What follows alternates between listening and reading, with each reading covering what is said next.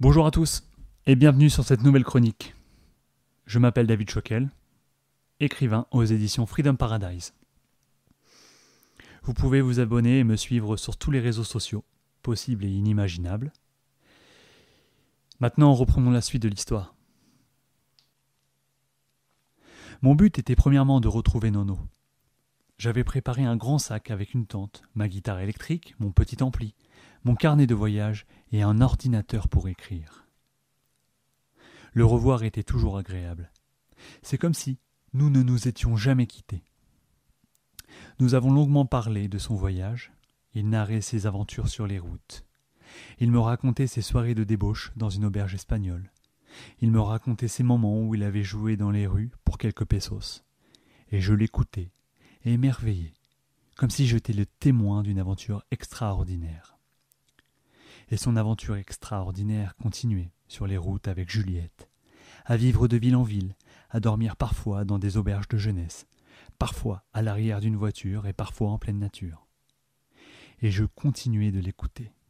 Je l'enviais, c'est indéniable. Comment suis-je passé à côté de tout cela ? Le soir, après avoir parlé de tout et de rien, nous allumions notre premier joint. Je prenais ma guitare puis mon harmonica. Lui prenait sa basse et nous jouions tout simplement. Et le soir, nous buvions et fumions.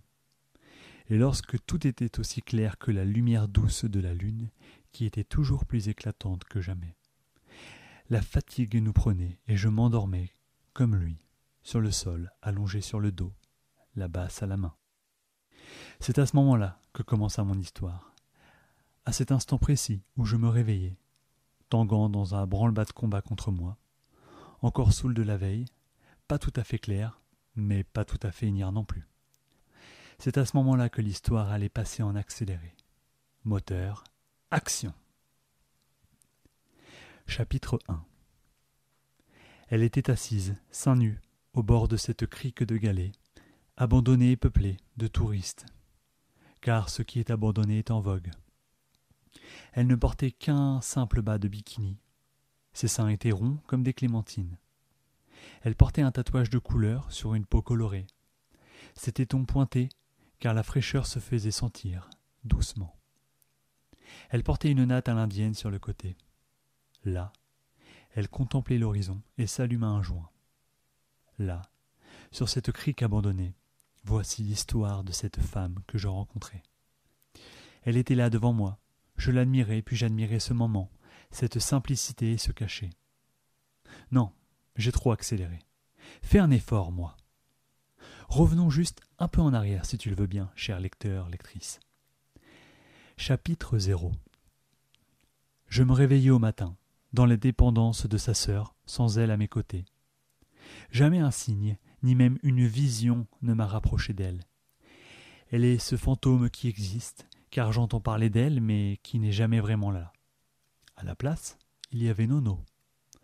Par terre, toujours fidèle à lui-même, la basse sur le cœur, serré comme un ours en peluche, pas forcément confortable.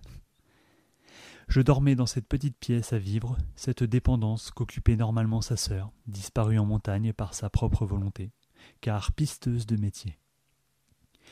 Cette dépendance était un duplex, avec une chambre et une salle à vivre à l'étage. Quand elle n'était pas là, la pièce ressemblait à une garçonnière.